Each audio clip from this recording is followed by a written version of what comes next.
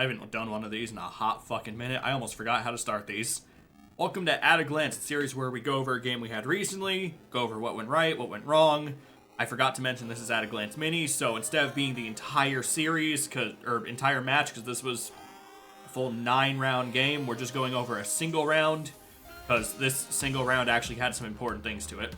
So, as you can see, or as you can't see, I guess, I'm going to be playing Tubarão, because I don't get to play a lot of Tubarão, just because we never need it for my teams.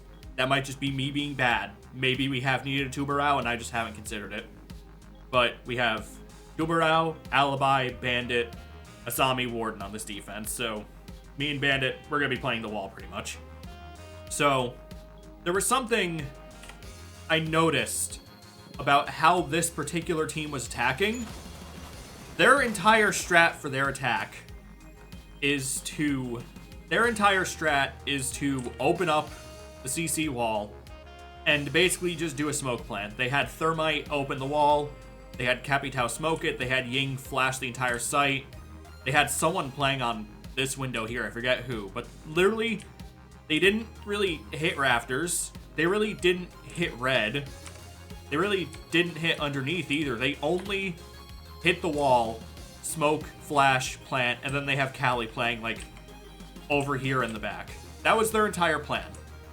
So we, or at least I, because I was solo queuing, I guessed that they were going to be one of those teams that went, if it ain't broke, don't fix it. So because they were using Callie to open that wall, let me just go ahead and speed through our setup, setting up the usual, rafters and everything. I'm making a hole right here so that, first of all, I can see what I'm doing, and second of all, so I know where the middle of the wall is, so I know roughly where to hit.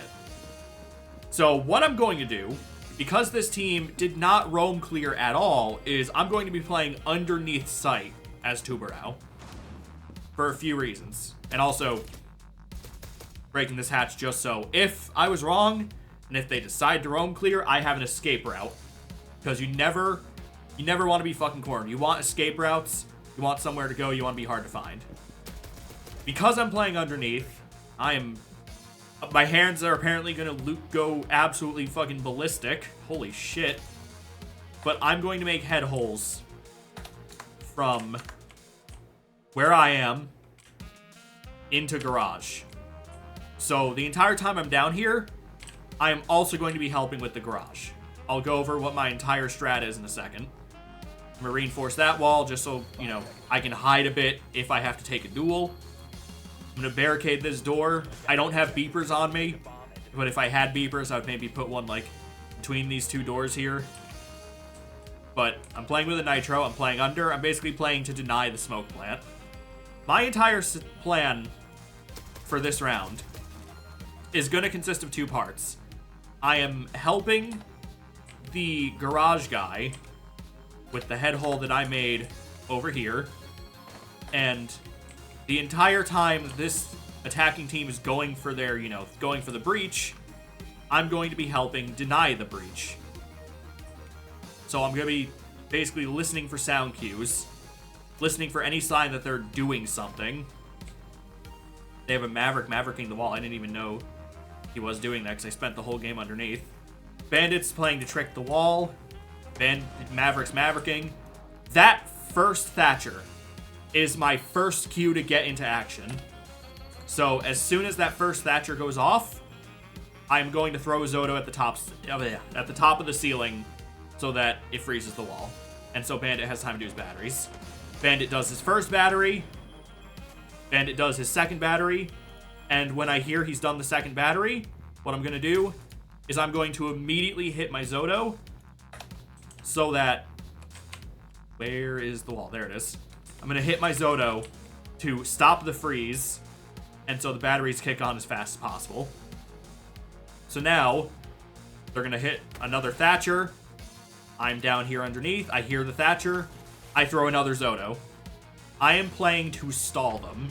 I'm playing to stall, and I'm playing to help the Bandit trick. So Bandit puts both his batteries down.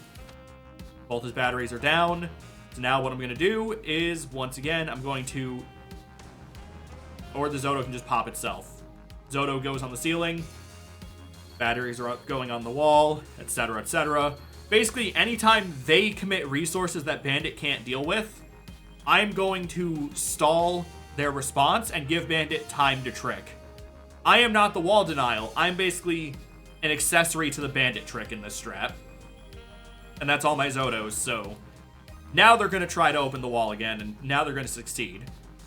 But because I'm just playing underneath here, giving Bandit time to do his thing, it is now almost a minute and a half gone, and they haven't even opened the wall yet. But now they're about to. Now everyone is ready for the wall to be open. We've wasted as much of their time as we could.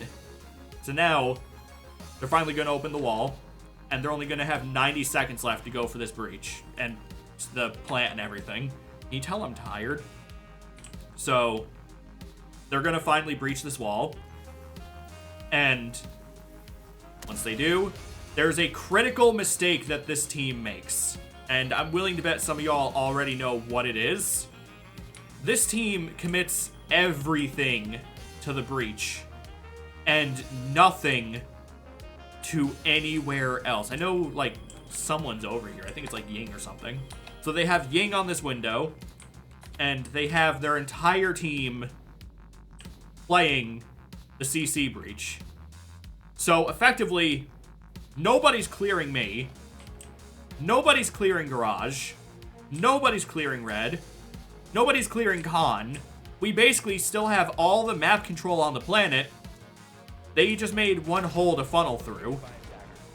So now it's going to come down to they have to get picks in this next minute 20. And with the way everyone is positioned, it's going to be pretty hard to find these picks. Maverick has the right idea. He's going to try pushing garage. But we have Bandit up here, who's going to be watching the door. We have a zombie up in rafters, which I didn't even know at the time. And we have me over here on this angle that nobody ever checks. So there's 3 people watching this one spot. They're allocating all of their resources basically to this smoke plant. The smoke plant is their entire thing. They don't have a plan B. They have a minute left to get any picks to, find out what we're doing to basically make this work. So now, because time's running out, they are probably going to start panicking. This Maverick's trying to take a duel with a zombie up here, and a zombie's just not having it. They're not aggressing. They're not clearing any space. They're basically waiting for us to make mistakes. And that mistake we can make is trying to peek this, and nobody's taking the bait. Nobody's doing that. So, when you're attacking, you need to aggress. You need to actually take map control. It doesn't matter, like, if they had a guy come in through, the bar down here and come through bedroom and everything. They just need map control. Because the way they're playing right now in attack, they've got nothing. They've got 45 seconds to start doing things. Like, they're playing so passive that nothing's going to happen. They're committing to this smoke plant and waiting for the mistakes. And that's what Tuberau helped with, just making sure that they had no time for this execute. So, they're droning. Thatcher's over here droning. There's the first smoke for the plant. There's the second smoke for the plant. I have prepared for this. This is why I've been staying underneath the whole time. Let me go back a few seconds. So, this is me still watching the garage door. I'm just kind of making sure nobody's coming for blue, through blue for me. Make sure no one's coming through garage. I'm kind of alternating between these 2 angles. And then, wait, there it is.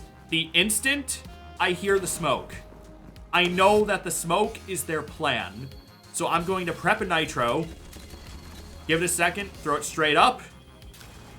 And with that, their entire plan A has fallen apart. And they have 20 seconds left to make anything happen.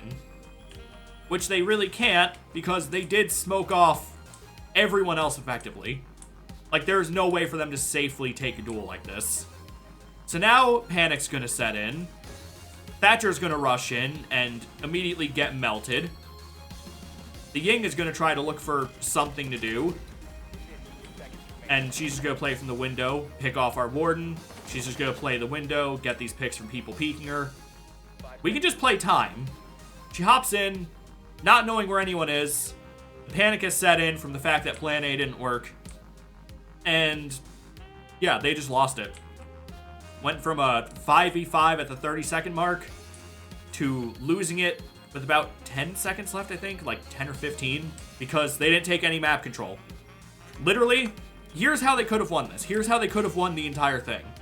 Have one person come through here and just clear me out from underneath, then just force me away.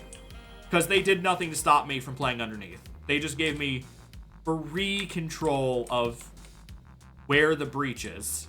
And because they were planting directly in the breach, you know, easy nitro.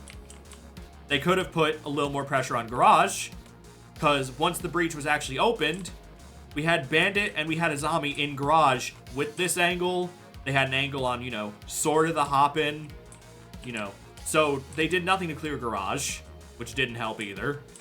They could have had someone, you know, not only clear me from underneath, but try to take red control and at least ensure that this angle here is cut off so someone can't go Garage window. They could have even had someone go through bar, go through bedroom, go through con, and try to clear con side and at least allocate resources away from the breach. But when the breach is your entire plan, when the breach is everything your plan is from point A to point B, from defuse in pocket to diffuser on the ground, you're putting all your eggs in one basket. Sometimes that basket will get C4'd from underneath. So yeah, if you're attacking, big things to take away from this. If you're attacking, breach the wall, but don't make the breach the entire plan. Make that part of your plan. Dedicate people to clear, you know, around the site, because if you're going for just a basic smoke plant, you are so vulnerable, it's not even funny. And just allocate resources elsewhere.